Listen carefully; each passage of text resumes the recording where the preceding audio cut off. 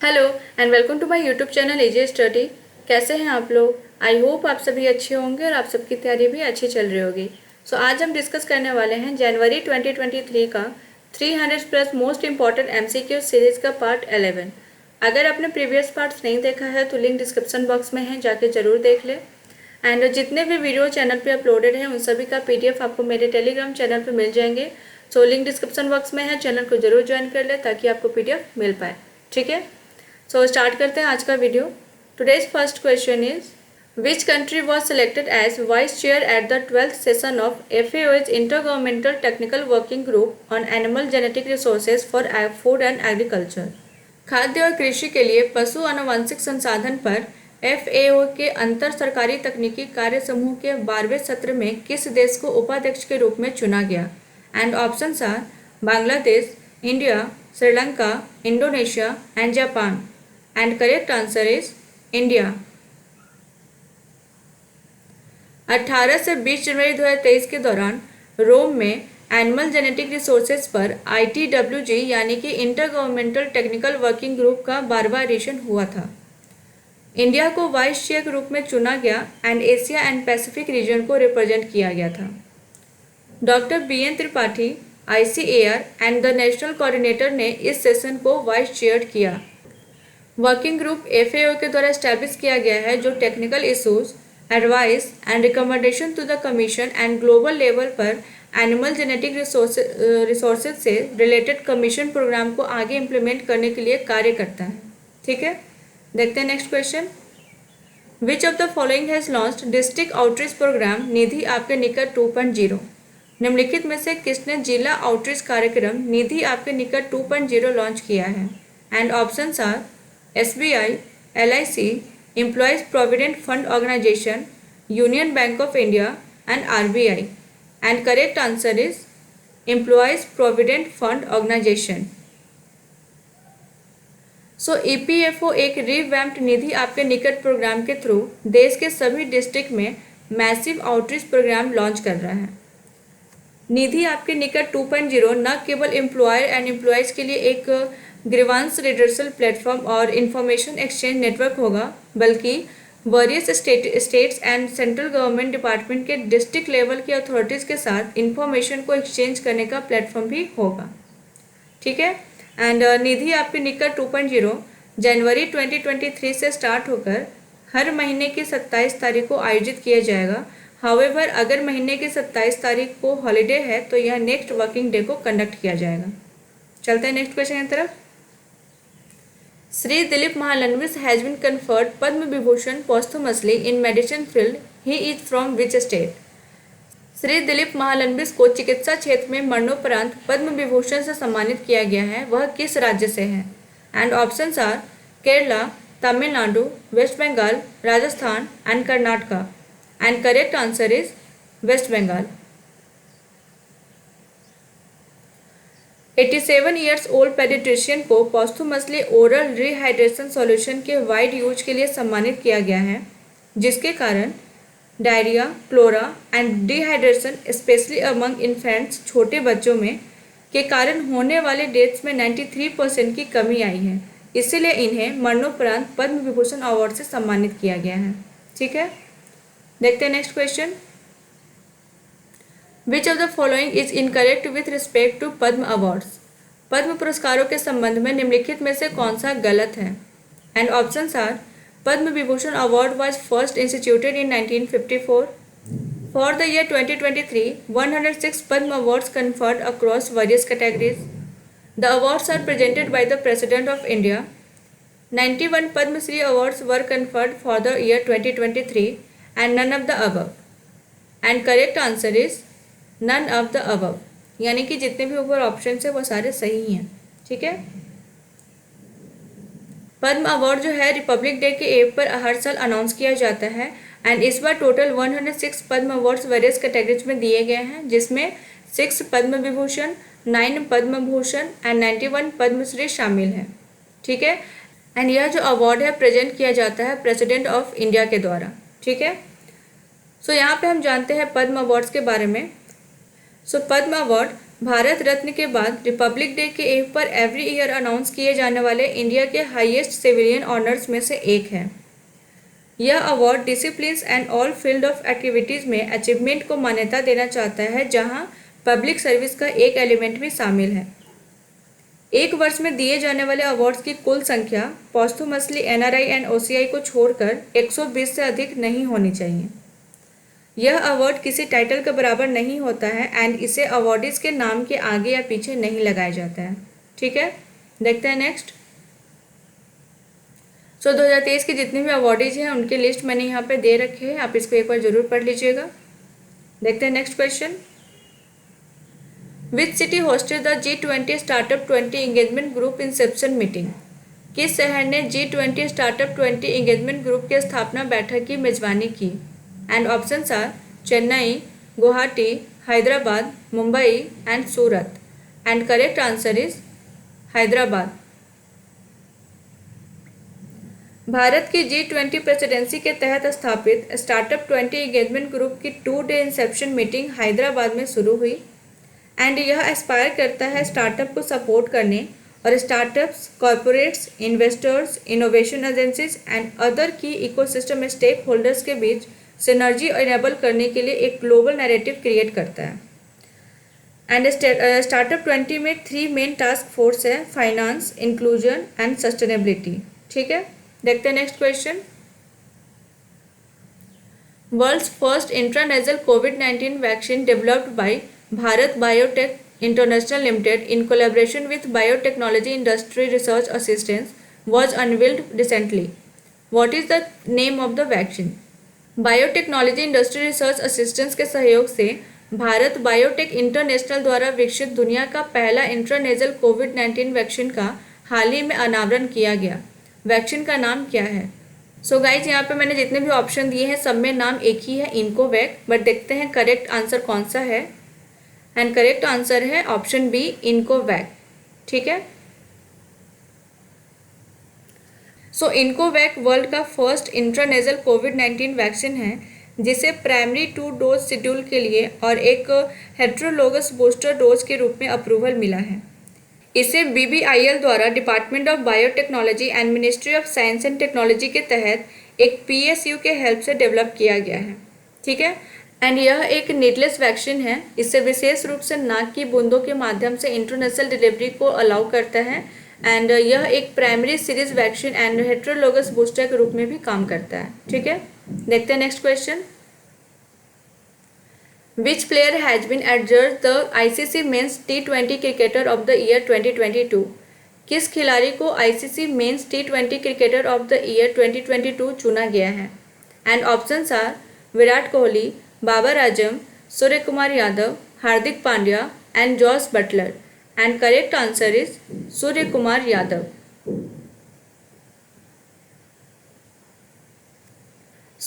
सूर्य कुमार यादव को ICC men's T20 cricketer of the year के लिए चुना गया है। इन्होंने बीट किया है Sam Curran, Mohammad Rizwan and Sikandar Raza को एंड इनका जो टोटल रन था वो था 1164 एंड इनका स्ट्राइक रेट था 187.43। ठीक है, देखते हैं next question. Which country has recently announced an international information campaign through which it expects to discourage refugees from coming to the country? किस देश ने हाल ही में अंतर्राष्ट्रीय सूचना अभियान की घोषणा की है जिसके माध्यम से वह शरणार्थियों को देश में आने से हतोत्साहित करने की उम्मीद करता है? And options are Sweden, Poland, France, Germany and Norway. And correct answer is Sweden. Swedish government ने एक इंटरनेशनल इंफॉर्मेशन कैंपेन की घोषणा की है जो रिफ्यूजीज को देश में आने से डिस्करेज करने की अपेक्षा करता है एंड इस पॉलिसी का जो मेन ऑब्जेक्टिव है वो है कि कम लोग यहाँ आएँ। ठीक है, देखते हैं next question. Which of the following is the mascot of Khelo India youth game 2022? Khelo India youth games 2022 का शुभंकर निम्नलिखित में से कौन सा है? And options are Asha, Mowgli, savage, Bholu and both A and B। And correct answer is both A and B। So Khelo India youth games का 5th addition 31 जनवरी से 11 फरवरी तक मध्य प्रदेश के 8 शहरों में आयोजित किया गया है। एंड यह खेलो इंडिया यूथ गेम्स पहली बार 2018 में न्यू दिल्ली में आयोजित किया गया था। ठीक है। एंड मैस्कॉट जो है खेलो इंडिया यूथ गेम्स का वो है आशा एंड मोगली, एंड इसे थीम सॉन्ग अमरकंटक के साथ रिलीज किया गया है। ठीक है, देखते हैं next question. Which of the following became first payments platform to process retail central bank digital currency transactions? निम्नलिखित में से कौन सा खुदरा सेंट्रल बैंक डिजिटल मुद्रा लेन देन को संसाधित करने वाला पहला भुगतान मंच बन गया है? And options are Paytm, PhonePe, PayU, BillDesk and Infibeam Avenues. And correct answer is Infibeam Avenues. Infibeam Avenues का flagship payments brand CC Avenue online retail merchants के लिए सीबीडीसी या डिजिटल करेंसी के ट्रांजैक्शन को प्रोसेस करने वाला first payment gateway player बन गया है। आरबीआई ने 1 दिसंबर को ई रूपी रिटेल सेगमेंट का फर्स्ट पायलट लॉन्च किया था। सेंट्रल बैंक ने पायलट के लिए 8 बैंकों को नोटिफाई किया है।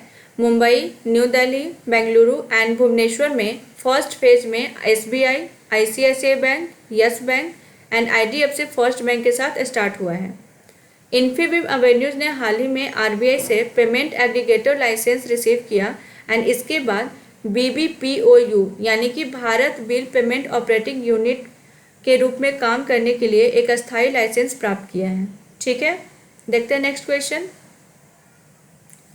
As per World Gold Council, central banks added dash of gold worth $70 billion to their stockpiles in 2022. World gold council के अनुसार केंद्रीय बैंकों ने 2022 में अपने भंडार में लगभग $70 बिलियन के सोने का डैश जोड़ा। And options are 1036 tons, 1136 tons, 1236 tons, 1336 tons and 1436 tons, and correct answer is 1036 tons। ठीक है, वर्ल्ड गोल्ड काउंसिल के अनुसार सेंट्रल बैंक्स ने 2022 में अपने भंडार में लगभग $70 बिलियन मूल्य का 1136 टन गोल्ड ऐड किया, जो 1967 के बाद से अब तक का सबसे अधिक है। सो सेंट्रल बैंक जो है वो गोल्ड पसंद करता है क्योंकि इससे टर्बुलेंट टाइम्स के थ्रू अपनी वैल्यू होल्ड करने की उम्मीद की जाती है, और करेंसीज एंड बॉन्ड्स के विपरीत यह किसी भी इशूअर या गवर्नमेंट पर भरोसा नहीं करता है। एंड गोल्ड सेंट्रल बैंक्स को यूएस ट्रेजरीज एंड डॉलर्स जैसे एसेट से दूर विविधता लाने में भी सक्षम बनाता है। ठीक है, देखते हैं नेक्स्ट क्वेश्चन। एज पर economic survey 2022-23 India's real GDP growth estimated to lie in the range of dash for financial year 24। आर्थिक सर्वेक्षण 2022-23 के अनुसार भारत की वास्तविक जीडीपी वृद्धि फाइनेंशियल ईयर 2024 के लिए डैश की सीमा में रहने का अनुमान है। And options are 5 to 5.8%, 5.5 to 6.3%, 5.8 to 6.8%, 6 to 6.8% and 6.5 to 7.2%।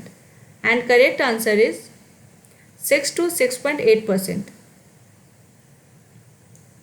Financial year 23 के लिए इकोनॉमिक सर्वे ने इंडियन इकोनॉमी की कोविड-19 महामारी से पूरी तरह से रिकवरी का सिग्नल दिया, लेकिन अभी भी एस्टिमेटेड ग्रोथ 6 to 6.8% के बीच है, जो कि 3 वर्षों में सबसे कम है, मेनली ग्लोबल स्लोडाउन के कारण जो एक्सपोर्ट को इफेक्ट करने की संभावना है। ठीक है, and finance minister Nirmala Sitharaman द्वारा पार्लियामेंट के दोनों हाउसेज में पेश किए गए सर्वे में करेंट डिकेड के रिमेनिंग ईयर्स के दौरान 6.5 से 7% की वृद्धि दर का अनुमान लगाया गया है। ठीक है, देखते हैं नेक्स्ट क्वेश्चन। एज पर latest world economic outlook for international monetary fund, India's economy is projected to grow in financial year dash. अंतर्राष्ट्रीय मुद्रा कोष के नवीनतम विश्व आर्थिक आउटलुक के अनुसार भारत की अर्थव्यवस्था फाइनेंशियल ईयर 24 में डैश पर बढ़ने का अनुमान है। And options are 5.1%, 5.6%, 5.9%, 6.1% and 6.4%। And correct answer is 6.1%। So IMF ने फाइनेंशियल ईयर 24 में भारत को सबसे तेज़ी से बढ़ने वाला मेजर इकोनॉमी होने का अनुमान लगाया है। अपने लेटेस्ट वर्ल्ड इकोनॉमिक आउटलुक में फॉरकास्ट 6.1% पर बरकरार रखा। भारत के नेशनल स्टैटिस्टिकल ऑफिस ने इस महीने के स्टार्टिंग में फर्स्ट एडवांस्ड एस्टिमेट्स के अनुसार 2022-23 में इकोनॉमी में 7% की वृद्धि का अनुमान लगाया है। ठीक है, देखते हैं next question. Which of the following has announced a strategic partnership with the Sri Lankan headquartered Maliban Biscuit Manufacturers Private Limited? निम्नलिखित में से किसने श्रीलंकाई मुख्यालय मालिबन बिस्किट मैन्युफैक्चरर्स लिमिटेड के साथ रणनीतिक साझेदारी की घोषणा की है? And options are Britannia industries, Dabur India, Nestle India, Reliance consumer products limited and ITC। And correct answer is Reliance consumer products limited. RCPL यानी कि रिलायंस कंज्यूमर प्रोडक्ट्स लिमिटेड जो कि FMCG का आर्म है, एंड RRVL यानी कि रिलायंस रिटेल वेंचर्स लिमिटेड की wholly owned subsidiary वाली सहायक कंपनी ने श्रीलंकाई हेडक्वार्टर्ड मालिबन बिस्किट मैन्युफैक्चरर लिमिटेड के साथ स्ट्रैटेजिक पार्टनरशिप अनाउंस किया है। श्रीलंका में हेरिटेज ब्रांड एंड हाउसहोल्ड वाला मालिबन एक पायनियर बिस्किट मैन्युफैक्चरर है जो पिछले 70 वर्षों से biscuit, crackers, cookies and wafer सहित क्वालिटी ऑफ प्रोडक्ट्स के लिए जाना जाता है। ठीक है, देखते हैं next question. Which state tableau received best tableau award among the 17 states union territories tableau at the Republic day 2023? गणतंत्र दिवस 2023 में 17 राज्यों केंद्र शासित प्रदेशों की झांकी में किस राज्य की झांकी को सर्वश्रेष्ठ झांकी का पुरस्कार मिला? And options are Uttarakhand, Maharashtra, Uttar Pradesh, Assam and West Bengal. And correct answer is Uttarakhand.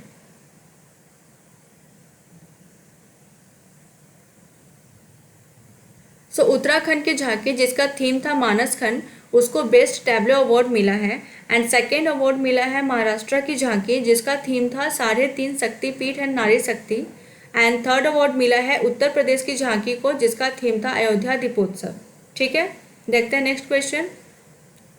The tableau of which ministry was given the best tableau award among ministries departments at the Republic day 2023? गणतंत्र दिवस 2023 में किस मंत्रालय की झांकी को मंत्रालयों विभागों में सर्वश्रेष्ठ झांकी का पुरस्कार दिया गया? And options are ministry of tribal affairs, central public works department, ministry of culture, ministry of corporate affairs and ministry of agriculture and farmers welfare. And correct answer is ministry of tribal affairs. So ministry of tribal affairs का जो झांकी था Eklavya model residential school, उसको best tableau award मिला है among ministerial departments में। And central public works department का जो टैब्लो था जिसका थीम था बायोडाइवर्सिटी कंजर्वेशन, उसको स्पेशल प्राइज मिला है along with Vande Bharatam dance group. And Gujarat को मिला है best tableau award in the popular choice category जिसका थीम था clean green energy efficient. And Uttar Pradesh and Maharashtra को सेकेंड एंड थर्ड अवार्ड मिला है। And best tableau award among central ministries and departments in the popular choice category में मिला है CAPF को। ठीक है, देखते हैं next question. Bharat Parv is a 6-day cultural festival and a Government of India initiative being organised at the dash. Bharat Parv एक 6 दिवसीय सांस्कृतिक उत्सव है और भारत सरकार की पहल का आयोजन डैश में किया जा रहा है। And options are Taj Mahal, Red Fort, India Gate, Humayun Tomb and Qutub Minar. And correct answer is Red Fort. So Bharat Parv 6 दिवसीय सांस्कृतिक उत्सव और गवर्नमेंट ऑफ इंडिया की पहल है जिससे 27 जनवरी 2023 से रिपब्लिक डे को अपने ऑफिशियल इनॉग्रेशन के बाद पब्लिक के लिए ओपन हुआ है। ठीक है, भारत पर्व 6 दिवसीय सांस्कृतिक उत्सव और गवर्नमेंट ऑफ इंडिया की पहल है जिसे 27 जनवरी 2023 से रिपब्लिक डे को अपने ऑफिशियल इनॉग्रेशन के बाद पब्लिक के लिए ओपन है। एंड यह जो है रेड फोर्ट में आयोजित किया गया था। ठीक है, देखते हैं next question. Who has won ICC men's test player of the year 2022 award? ICC men's test player of the year 2022 का पुरस्कार किसने जीता है? And options are Virat Kohli, Rishabh Pant, Ben Stokes, Babar Azam and Pat Cummins. And correct answer is Ben Stokes. So England के stunning revival leading के बाद Ben Stokes को ICC men's test cricketer of the year का अवार्ड दिया गया है। बाबर आजम ने आईसीसी के men's cricketer of the year के लिए सम्मानित सर गारफील्ड सोबर्स ट्रॉफी प्राप्त की एंड नेट सेवियर ने women cricketer of the year के रूप में रैसल हेहू फ्लिन ट्रॉफी जीती। ठीक है, देखते हैं next question. Khadi fashion show first such event was organized by Khadi and village industries commission at which place. Khadi fashion show ऐसा पहला आयोजन खादी और ग्रामोद्योग आयोग द्वारा किस स्थान पर आयोजित किया गया था। And options are gulf of Mannar, Dholavira, Dwarka, statue of unity, Rann of Kutch. And correct answer is Rann of Kutch. यह मेगा इवेंट केवीआईसी का पहला ऐसा आयोजन था जो कच्छ के रन में देश और विदेश के बाजार में युवकों के बीच खादी को लोकप्रिय बनाने, सांस्कृतिक विरासत और कला को बढ़ावा देने के उद्देश्य से आयोजित किया गया था। ठीक है, so thank you for watching. अगर आपको वीडियो अच्छी लगी तो please like, subscribe and share with your friends and don't forget to watch next part of this series which will be uploaded tomorrow. Until then, take care and goodbye.